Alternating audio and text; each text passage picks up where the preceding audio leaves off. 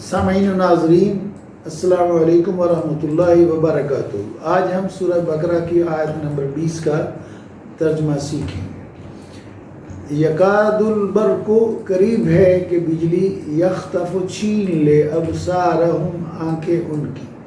جیسا کہ میں نے پچھلے سبق میں عرض کیا تھا کہ اللہ تعالیٰ منافقوں کے بارے میں اللہ تعالیٰ نے یہاں دو مثالیں دی ہیں۔ پچھلے سبق میں ہم نے پہلی مثال کا ذکر ہوا تھا اور پچھلے سبق میں دوسری مثال شروع ہوئی تھی۔ اب وہ مکمل نہیں ہو سکی تھی، تو آج کے اس سبق میں وہ مثال مکمل ہو جائے گی۔ تو پچھلی سبق میں یہ ہوا تھا کہ اللہ تعالیٰ نے فرمایا کہ جیسے تیز بارش ہو رہی ہو، اس میں گرج ہو، چمک ہو، تو یہ موت کے ڈر سے اپنے کانوں میں انگلیاں ڈال لیتے ہیں، اور اللہ اگر چاہے تو ان کو موت دینے پر وہ قادر ہے۔ یکادو، قریب ہے کہ البرق، بجلی، یخطف چھین لے ابصارہم، ان کی بصارت، ان کی آنکھیں۔ یکادو، قریب ہے کہ البرق، کہ بجلی، یخطف چھین لے ابصارہم، ان کی آنکھیں۔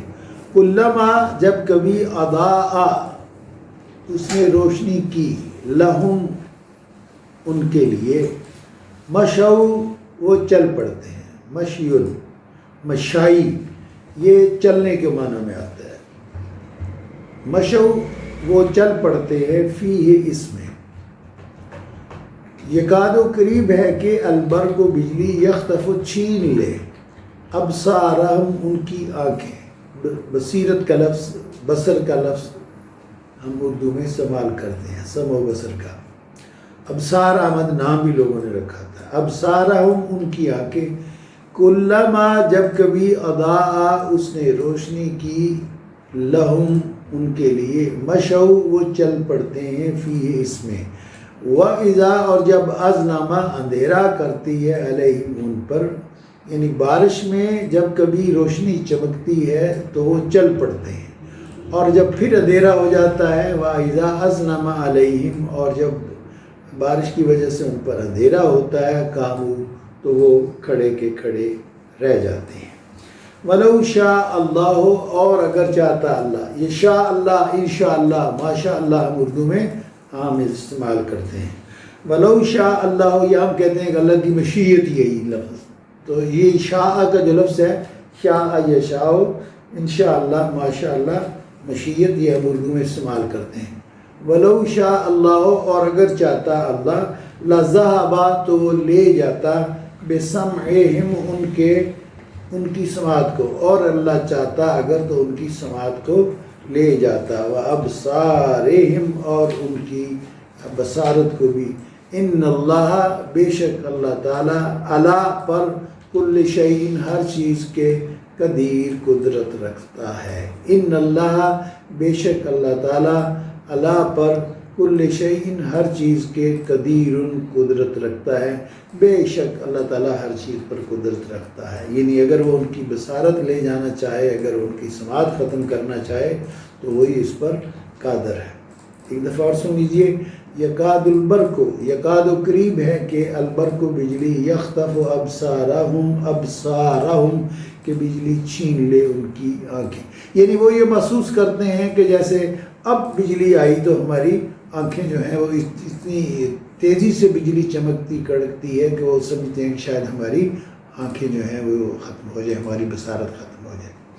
علما اضاء لہم، جب ان کے لیے روشنی ہوتی ہے، مشو، چل پڑتے ہیں، فیہ، اس میں، یعنی جب کہیں بجلی چمکتی ہے اور روشنی ہوتی ہے تو وہ چل پڑتے ہیں۔ وَإِذَا أَظْلَمَ، اور جب ان پر اندھیرا ہوتا ہے، علیہم، ان پر، قاموا، تو وہ کھڑے کے کھڑے رہ جاتے ہیں۔ وَلَوْ، اور اگر شاء اللہ، چاہتا اللہ، لَذَهَبَ، تو وہ ضرور لے جاتا، بِسَمْعِهِمْ، ان کی سماعت کو، وَأَبْصَارِهِمْ، اور ان کی بصارت کو۔ ان اللہ، بے شک اللہ تعالیٰ، علی، پر، کل شیء، کل، ہم اردو میں بھی کل کا لفظ استعمال کرتے ہیں، شے کا لفظ استعمال کرتے ہیں، شے، اشیاء، اشیاء ضروریہ۔ ان اللہ، بے شک اللہ تعالیٰ، علی کل شیء، ہر چیز پر، قدیر، قدیر کا مطلب ہے جو قدرت رکھتا ہو، جو قادر ہو۔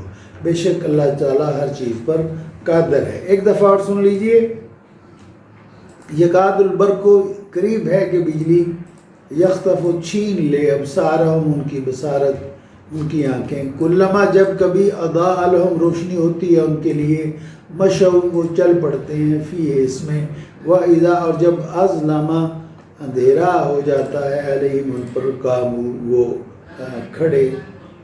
کھڑے رہ جاتے ہیں، وہ کھڑے ہو جاتے ہیں۔ وَلَوْ شَاءَ اللہ اور اگر چاہتا اللہ تعالیٰ لَذَهَبَ تو لے جاتا بِسَمْعِهِمْ ان کی سماعت کو، وَأَبْصَارِهِمْ اور ان کی بصارت کو، ان اللہ بے شک اللہ تعالیٰ علی پر کل شیء ہر چیز پر قدیر قدرت رکھتا ہے۔